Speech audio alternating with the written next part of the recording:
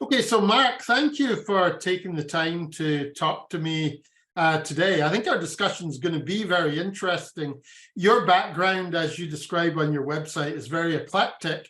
You're a historian, author, and economist, and I think can quite accurately lay claim to all of those things. You've both looked at the bigger picture, you've looked at it from what we might describe as an academic point of view, or in an academic way. But at the same time, you've written about it and given guidance from a practitioner point of view in your work in journalism, especially, I guess, at The Economist, and also in the Council for Foreign Relations, where you're really dealing with, the policy questions that are very important, I guess, today. I thought we'd start in our discussion of globalization by just having me ask you to provide a short description for people who are watching who might not think that much about globalization. How would you define that term? What should we understand by it? I think that one has to define it as one wants to discuss it in a tractable way. And certainly many people have written on globalization from different viewpoints. People have talked about the globalization of religious ideas. They've talked about the globalization of diseases and pandemics. There are many different approaches to it. For myself, being of an economic orientation, that's really how I've approached globalization, is the great deal of international exchange, economic exchange, that has really developed over the past couple of centuries. So I don't pretend that this is the only definition, and people are certainly free to assert that I've missed certain aspects of globalization, because there are many things going on in the world besides the things I'm discussing. Very good. But emphasizing that your approach is primarily economic. So you're interested in economic history, and you've looked at the development of globalization over a long period.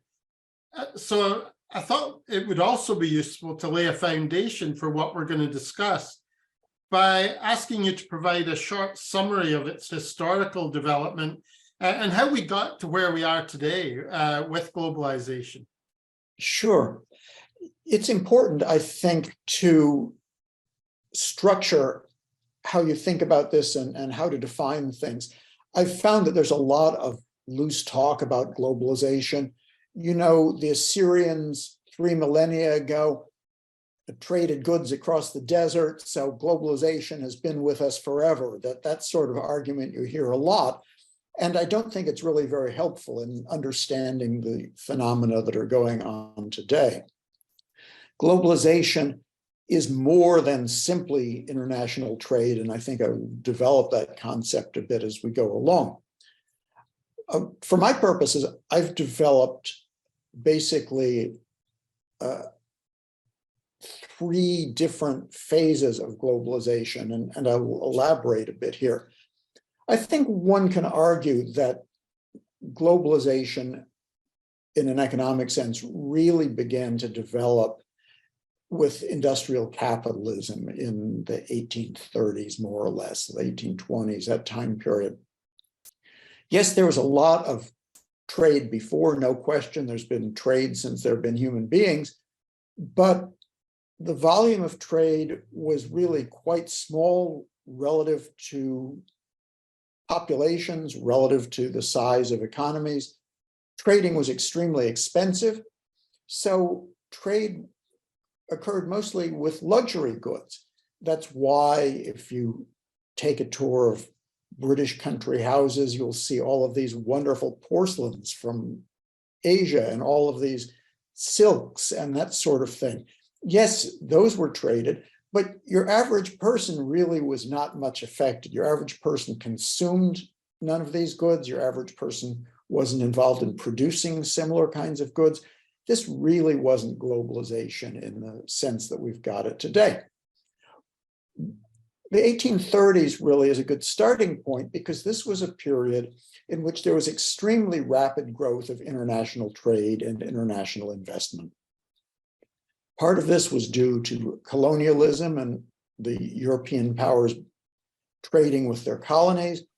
Part of it, though, was that you had these larger companies beginning to form international networks. And so you had not only growth in goods trade, but you also had extremely rapid growth in foreign investment.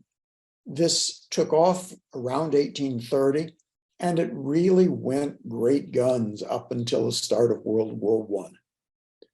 There was much international bank lending during this period. You had British investors building railroads in Argentina and in North America. You had colonies supplying large amounts of commodities to the country that controlled them, typically in Europe. You had steamships sailing around the world, particularly toward the latter part of this period, with increasing volumes of goods. And you had more people in all countries involved in the international economy. So I consider this to be the first phase of globalization, as I understand the term. I'd point out a couple of important things about this period. One is that it was very much centered around Europe. Almost all of the international investment came out of Europe, particularly the United Kingdom. Almost all of the trade, more than 3/4 of the trade, was either within Europe or between European countries and other countries. So it was global, but it had a clear center. Another important thing to understand about this period is that while trade grew extremely rapidly, most of that trade involved commodity products, whether that was sugarcane or cocoa or iron ore or other products of that sort. That's the bulk of what was being traded during this first globalization. It wasn't everything, but it was a large part of it.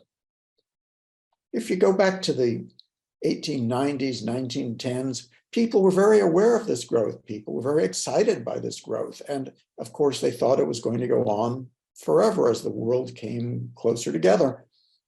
Everyone was quite unpleasantly surprised by the outbreak of World War I. In 1914, suddenly cross-border investment stopped, cross-border lending stopped, international trade plummeted. The world didn't look quite as globalized as it had just a year or two before.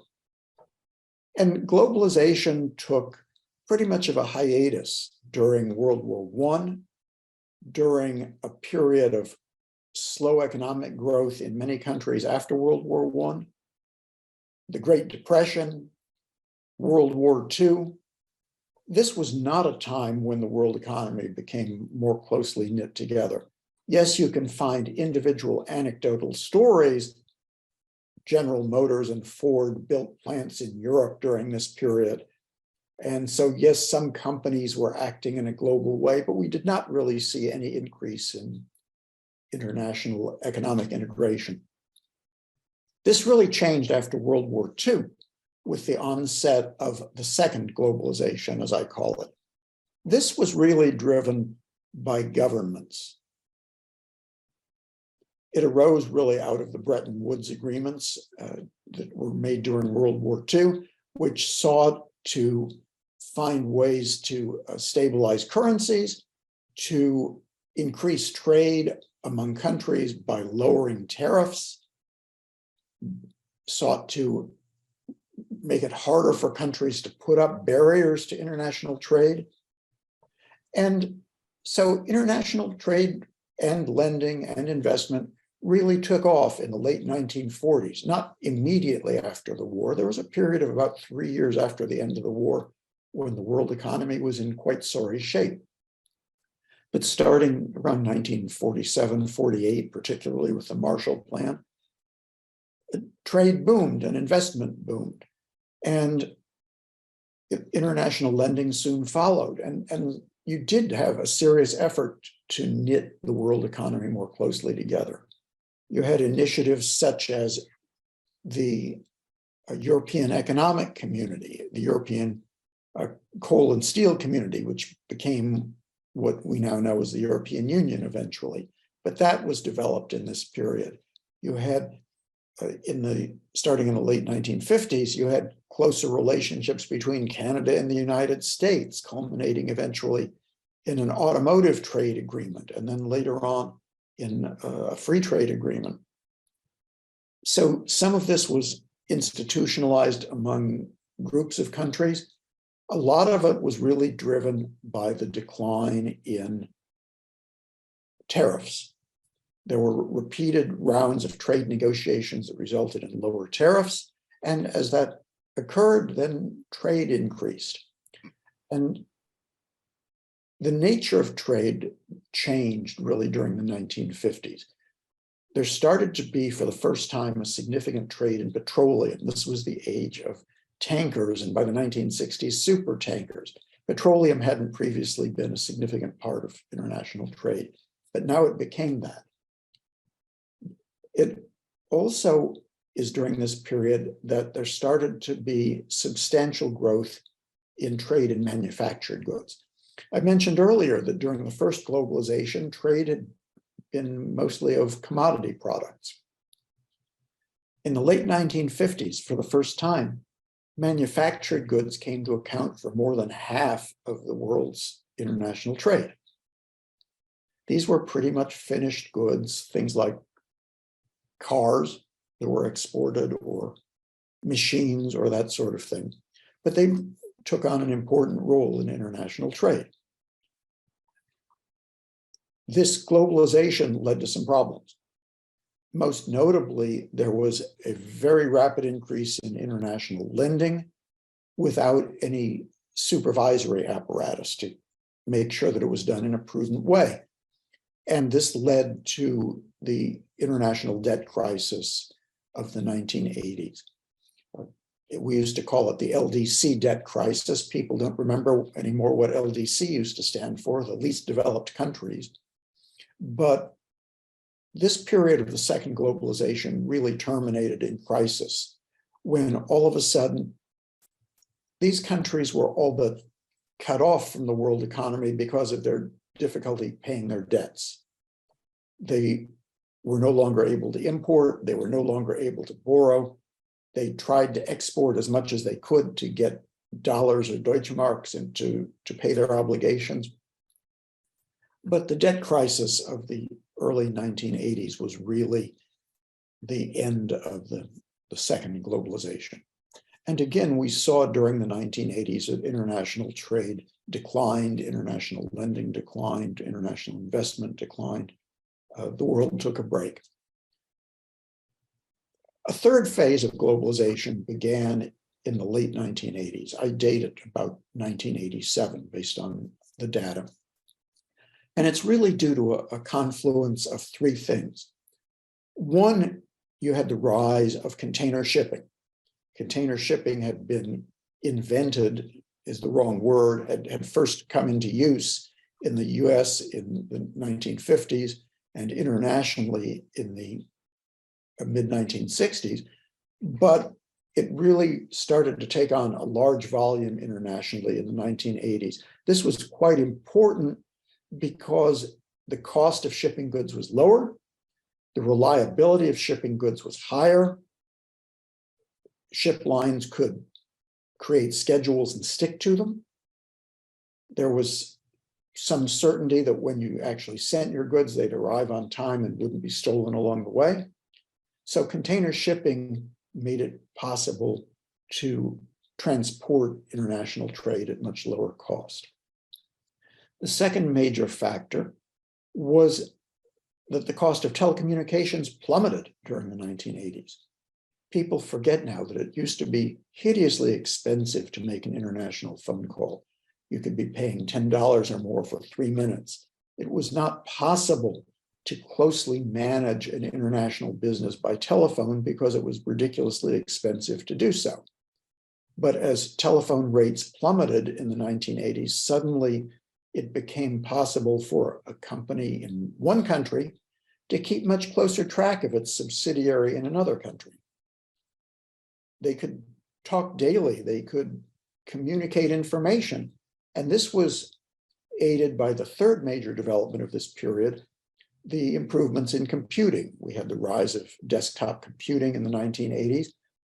So now companies discovered that they could create international supply chains. Rather than making all of their goods and the components for those in one place, they could spread production to different countries. They could transport work in progress, components, parts from one country to another at extremely low cost. They could use inexpensive telecommunications to keep a very close eye on what was going on in those factories elsewhere, make sure that production was going as planned, catch problems before they arose, and they could transmit data and analyze data because they could connect their desktop computers to computers in other countries via these cheap telecommunications networks.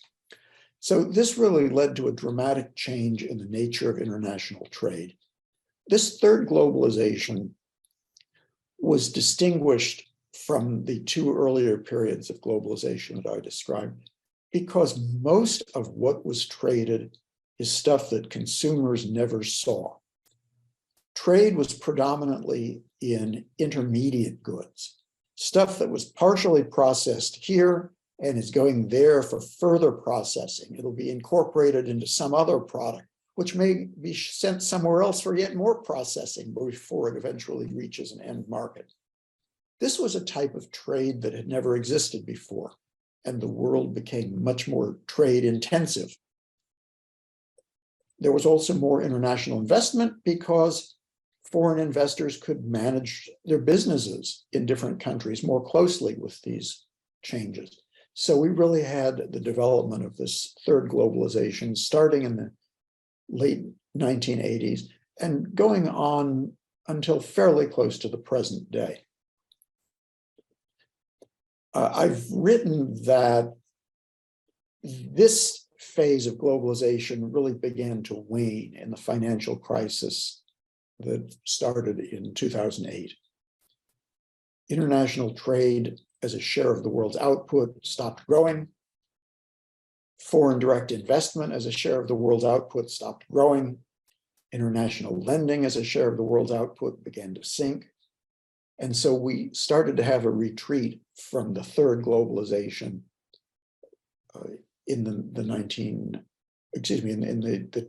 2000 aughts and really going on up until the pandemic.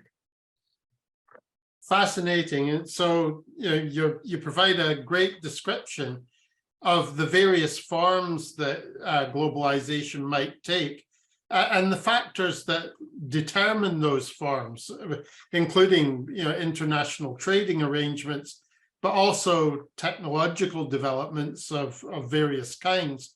And it's very important and interesting to understand that, particularly, I guess, in terms of what form globalization might take in the future, which we're going to talk about in a few minutes. But now we've come to the point where political debate around globalization, I think, has been growing. And the voices that are arguing for more restrictions on trade and for efforts to develop more domestic production seem to have been becoming louder. And others, of course, are arguing against that to say that this will restrict economic growth and, of course, individual prosperity. So I thought we should really talk about that debate, and I'm interested in your view on it. I think globalization has brought a lot of benefits. It certainly has benefited consumers in the wealthy countries. There's far more choice of products at much lower cost than was previously the case. You can walk into your neighborhood store today and purchase goods that were simply not available before the third globalization. You can sit down at your breakfast table in Canada and have strawberries with your cereal in the middle of winter. That's globalization. And that's something that really historically had never existed until the third globalization came along. Around the world, we have literally billions of people who came out of poverty because of globalization. We've got countries such as China and now Vietnam and Korea, certainly, and increasingly Indonesia, and on, Bangladesh, where globalization has provided jobs that may not be great by Canadian or US standards, but are a whole heck of a lot better than existed previously. They gave people new opportunities, new options. And so I think there have been a lot of benefits from globalization, and we need to recognize that. At the same time, I would say that there has been this blind belief that trade is a good thing, so that if we have more trade, it's an even better thing. And you can use a simple economic model to show how trade maximizes global output. It's the most efficient way to run an economy, and so on and so on. I think anybody who's taken an international economic class has gotten an earful of that. But that overlooks a couple of things. Suppose that you've got trade in the presence of extremely large subsidies. Well, then maybe it's not quite true that things are being made where they can be made most efficiently, as traditional economic theory would have it. They're being made in a place because the government is subsidizing them to be made there, not because that country necessarily has a comparative advantage, as David Ricardo might have understood the term. There are also externalities that are really not accounted for in traditional thinking about trade, most notably environmental ones. So if production of certain goods is moving to a place where environmental regulations are lax, again, that country doesn't really have a comparative advantage in producing those goods. It's simply allowing polluters to pollute. And the world economy is not better off if more trade of that sort occurs. So I think that the support of greater international trade needs to be tempered by thinking about how these factors really affect the gains and losses from international trade. I haven't even discussed the distributional questions about which workers in Canada benefit from globalization and which lose, which is something I'm not sure we're going to go into today. But I'm raising this argument very much in the context of traditional trade theory. Is more trade really optimal when that trade is heavily subsidized and when you've got these environmental externalities? I would point out one other issue. I've written a lot about shipping and containerization. It's important to point out that ships are extremely heavily subsidized. Ships have been subsidized by tax systems in many countries. Ships have been subsidized by direct government payments to shipyards. In a competitive market, these savings get passed along to ship owners who buy these vessels. And what this means is that the cost of transporting goods is artificially low. It's lower than it would be if true market costs prevailed. And so we probably have more freight transportation than we ought to have, more of this type of globalization that involves moving goods around the world than we really ought to have in a well-functioning market. Yeah, and you've started to talk there about the impact of container-based shipping. I thought that was my next question, was around what the impact of that had been and what the challenges are that have come from that. I thought it'd be useful to help people understand globalization in the impact particularly that shipping has had, or that container-based shipping has had? Sure. In the pre-container era, which in international trade was in the 1960s, shipping goods in international trade was just very expensive. Typically, an export would be put into a box, a barrel, a crate that was created specifically for it. It would be handled as a single item. It would be shipped to a port and put into the hold of a ship, along with several 100,000 other items. And the process of loading the ship, transporting these goods, and laboriously unloading the vessel at the other end of the voyage could take several weeks. So this was a very time-consuming process. It was a very labor-intensive process. There was a lot of theft and damage. And so a lot of stuff just didn't get traded.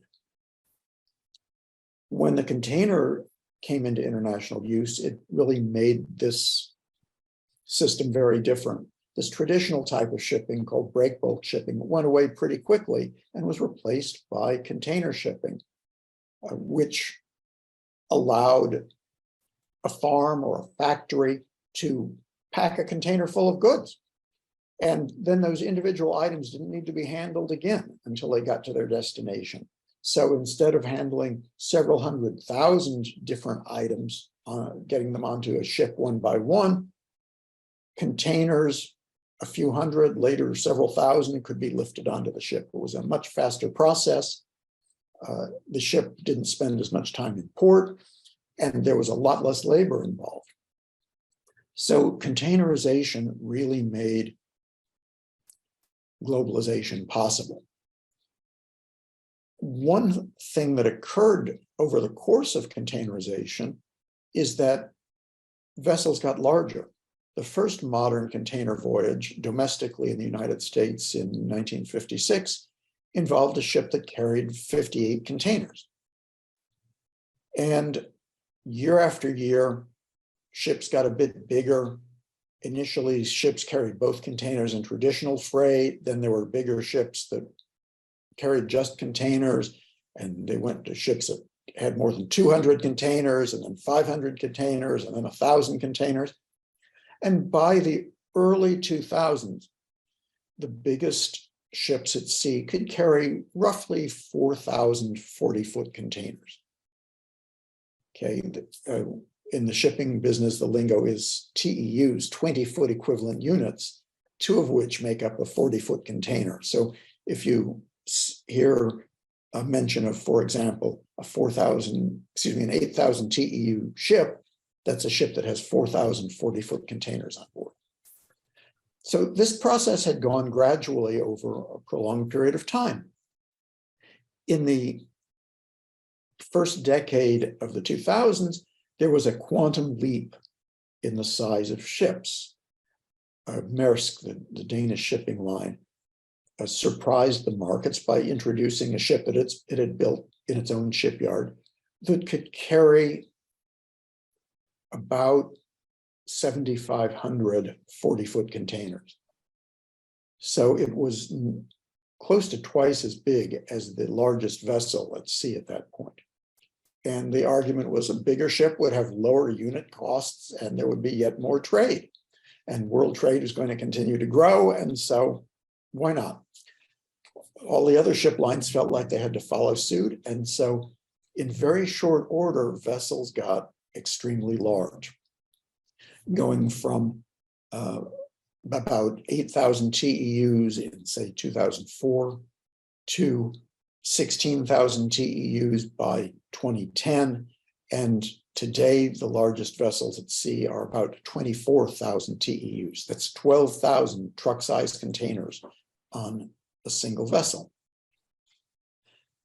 These ship lines went in this direction because they were thinking they'd get economies of scale from it. They didn't really think of other problems, and there were other problems that became very apparent as these larger vessels took to the sea. One is, what do you do about this vessel when it gets to land? When it pulls into the port and all of a sudden it unloads 3,000 or 4,000 containers at one time. Where do you put them? How do you get them out of the port? How do you get another 3,000 or 4,000 containers into the port to put on the vessel to take away? So the land transport side of shipping got horrendously tangled up. Things were taking longer to get delivered. Ships were spending longer in port, trying to figure out how to handle all of these containers. Shipping started to become less reliable in the 2010s. A second factor then was that international trade didn't grow as anticipated. So the economies of scale that all of the ship lines were expecting didn't develop, because in order to have lower unit costs, you had to have the ship full. If the ship was sailing around half empty, you had no benefit. You didn't have lower unit costs. These lower vessels were supposed to have lower greenhouse gas emissions per container. That didn't work out so well either. Again, it worked out when the ships were full, but when the ships weren't full,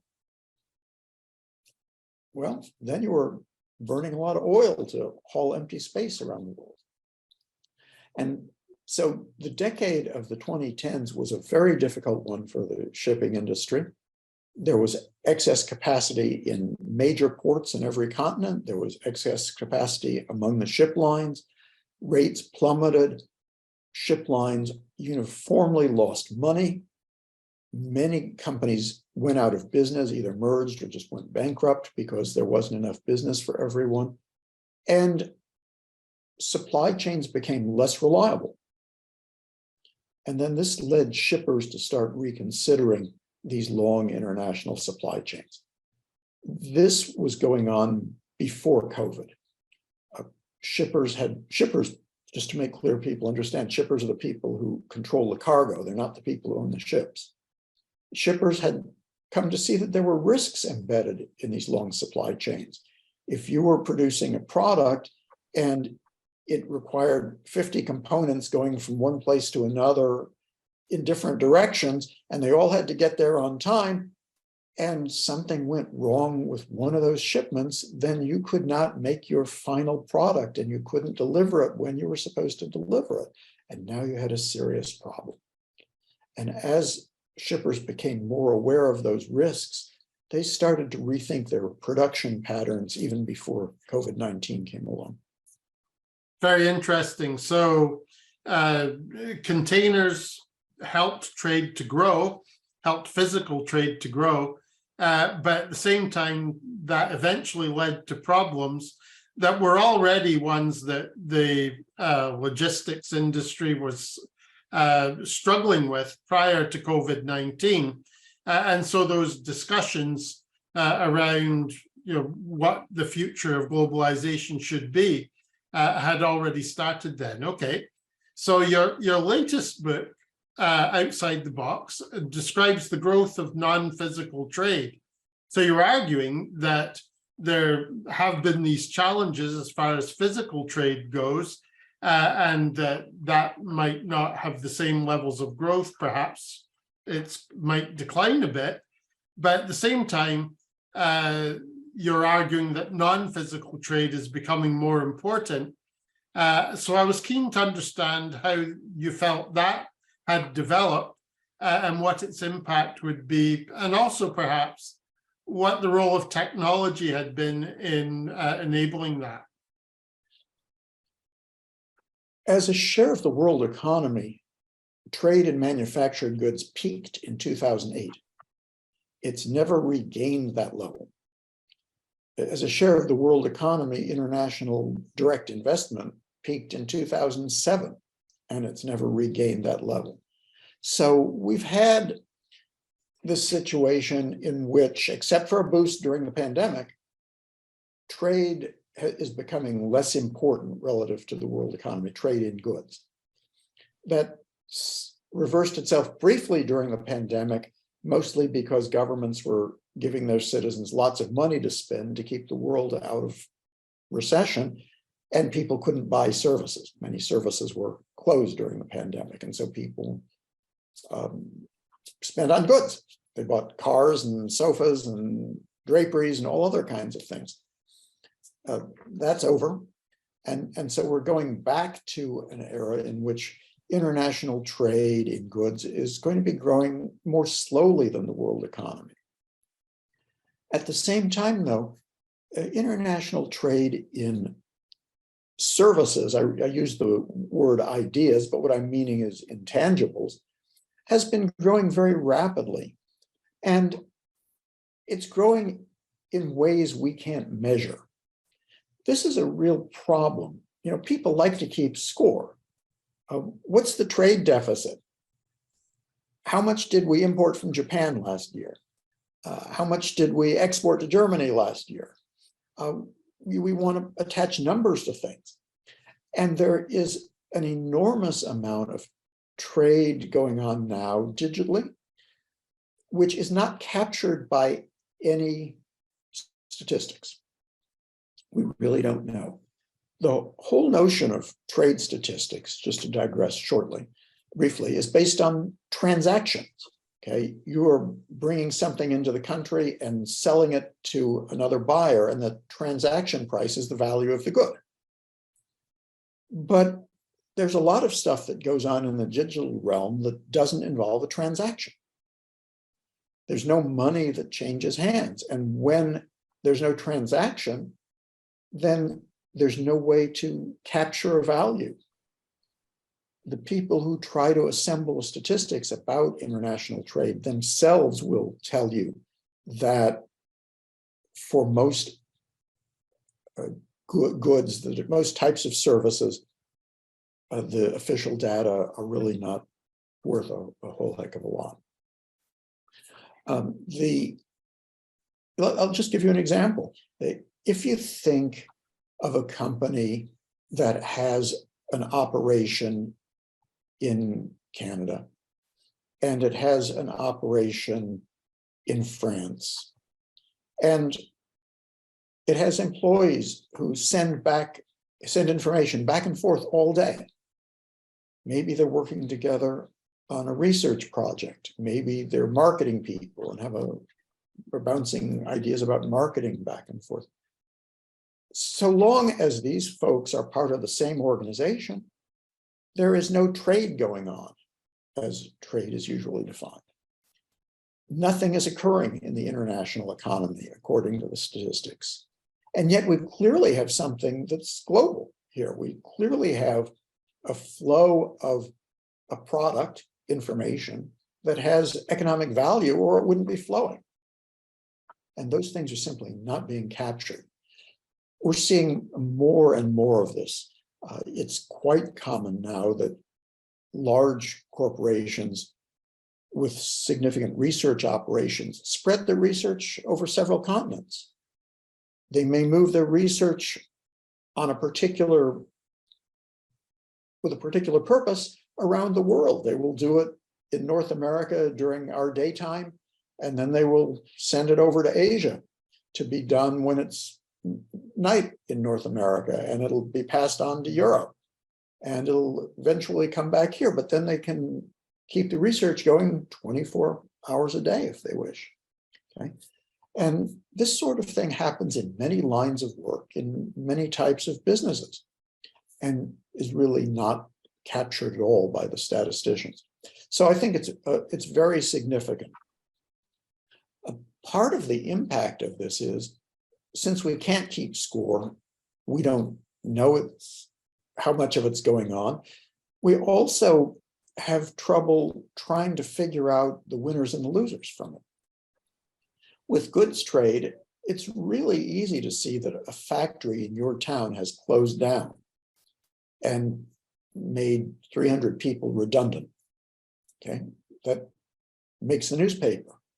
But here in this globalization of ideas, that's not what's likely to happen. It's likely that this task will gradually be shifted here or there, and somebody will be reassigned from that project to another, or somebody won't be hired to do this job in Canada now because it's henceforth going to be done in France. Without a lot of muss and fuss. There probably won't be layoffs. There probably won't be businesses closed. But over time, there may be some movement of jobs. There may also be some pressure on wages. You can see that in the data on wages in technology sectors. There are some areas of technology where wage growth has been really good, but there are some types of jobs in technology where wages have not grown well. For example, designing websites. Why? Well, it's quite easy to have a website designed anywhere in the world. So if you're a website designer in a high wage country, you're facing direct competition from website designers in lower wage countries. You may not get laid off, but you may also find it hard to get a pay raise. So these are the kinds of effects that we're looking at now in this increasingly services-oriented economy.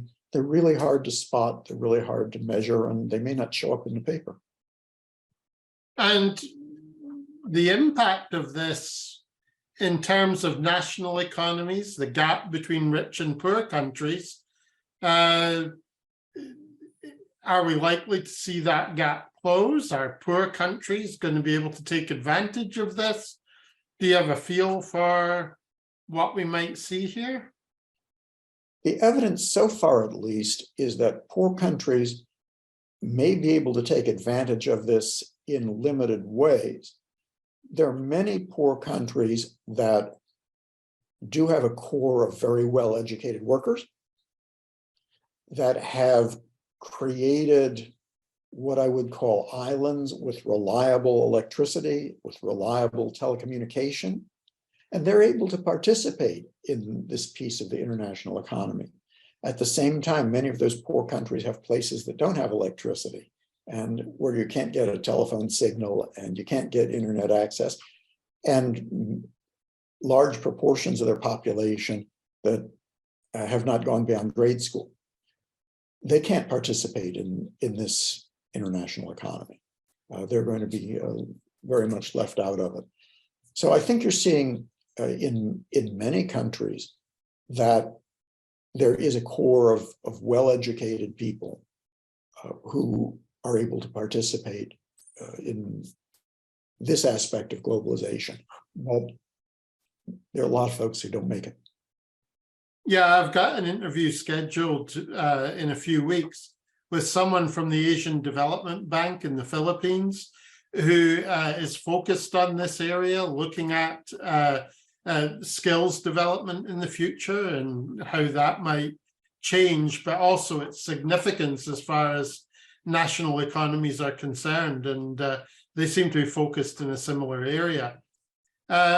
You've said that this change in globalization, the relative decline in physical trade, the increase in the spread of ideas, will challenge the ability of governments to develop and implement policies that minimize the negative impacts and maximize its benefits. So this whole question of what the government response or what the government role would be in a globalization that is more focused on the spread of ideas, or where the spread of ideas has grown as a part of globalization, is an area that you've thought about. Could you talk about that, what the impact should be on government policy, but also on global trading frameworks and what might need to change there? Governments in most of the wealthy economies make a special effort to identify people who've been adversely affected by trade. Okay, they may give them some kind of transition assistance, they may give them education loans, they may give them grants for a period of time, and they give them money to try and start a business. But those people are quite readily identified. And there's some administrative process for determining that these people formerly worked at this location, their factory was closed, and so all 217 of them are now eligible for these programs. In the situation I'm describing, it's going to be very hard to identify who needs that assistance, because we're probably not going to see a lot of layoffs.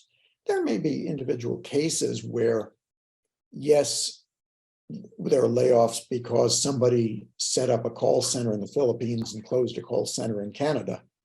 But that's really going to be quite small as a share of this ideas-based economy.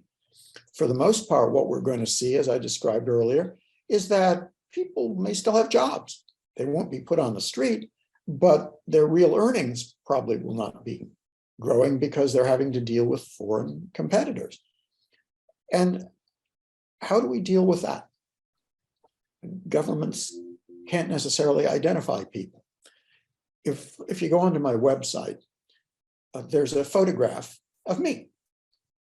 It's a lovely picture. It was taken in Washington, D.C. And after she took it, the photographer uploaded it to a photo retoucher in Pakistan. That person retouched this picture and sent it back to her. And it came to me the following morning. Well, that means that people who retouch photos in the United States, where wages are pretty high, probably have less bargaining power than they might have had a few years ago, because they're competing with somebody in Pakistan. They're not unemployed necessarily. They may have needed to change their business or change their specialization. Do they deserve aid? Do they deserve assistance? How do we think of that? That's a very different discussion than the discussion about, oh, well, your factory was closed, so we're going to help you.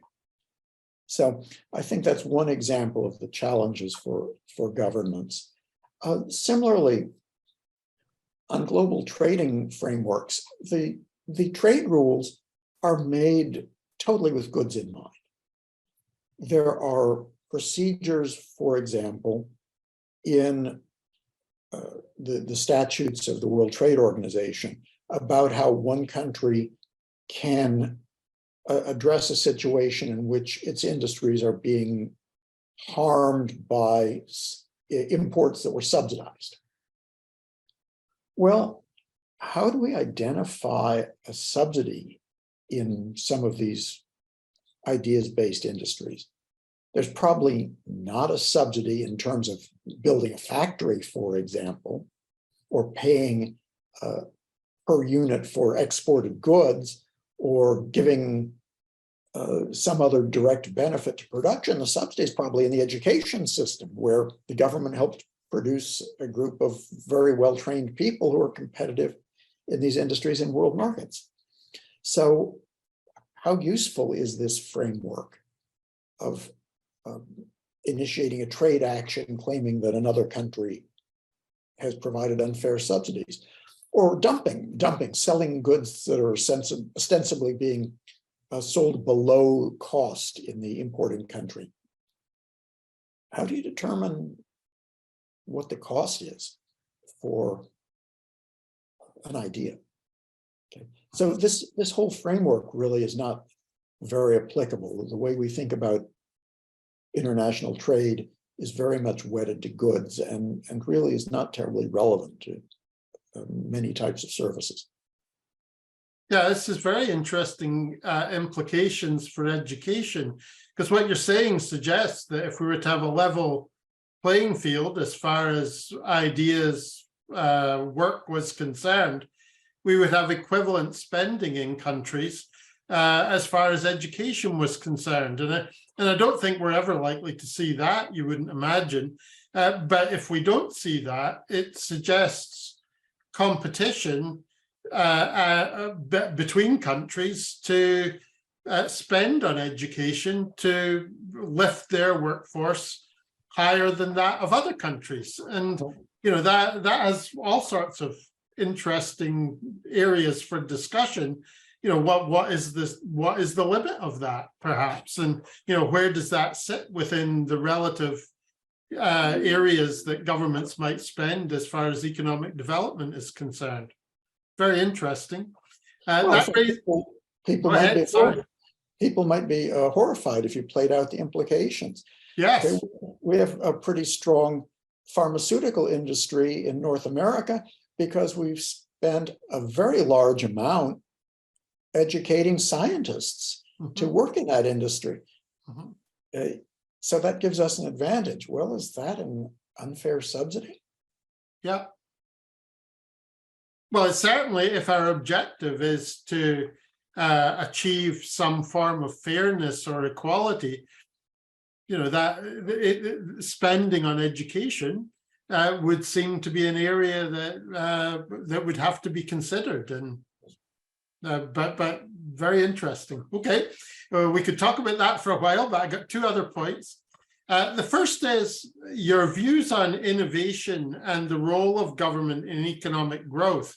I guess these are two separate areas, but perhaps you could comment on them. The first is the impact of corporate scale on innovation, your small business versus big business there, and also the role of governments in economic growth. You've said that you don't think governments can drive rapid economic growth.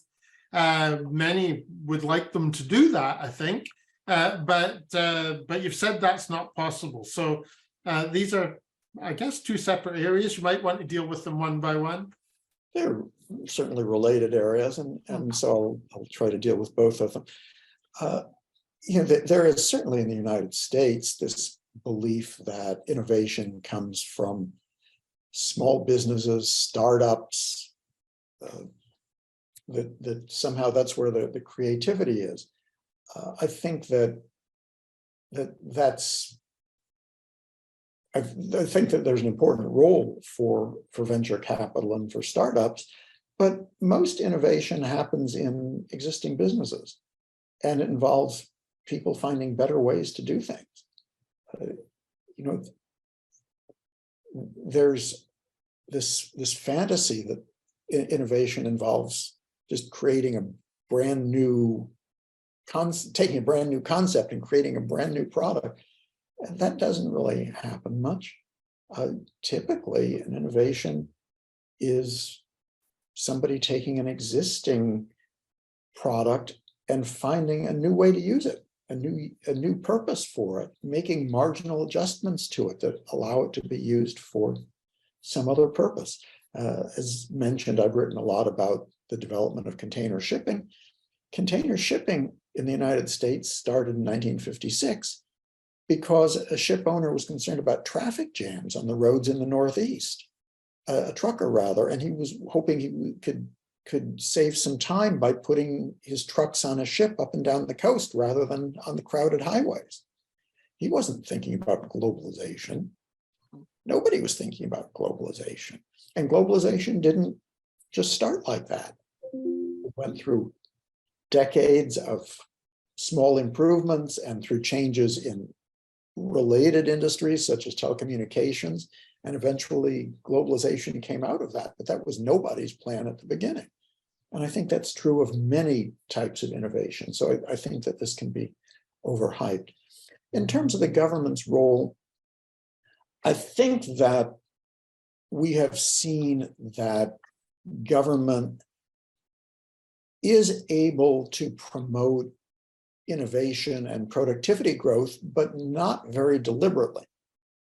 There is a certain, this is a very difficult area for people. I think you can clearly identify areas where government spending has led to great innovations and where it has helped productivity growth.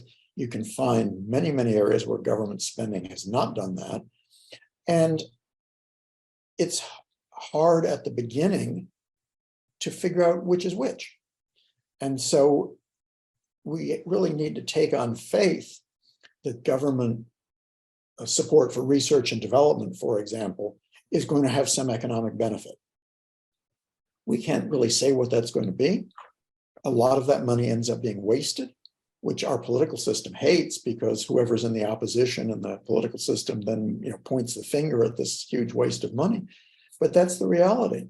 So you kind of have to swallow hard and say, yes, we're going to put public money into science. We're going to put public money into research. And we hope, but we can't really be sure, that there's going to be something good coming out of that. Very interesting. Okay, my second last question is about technical infrastructure.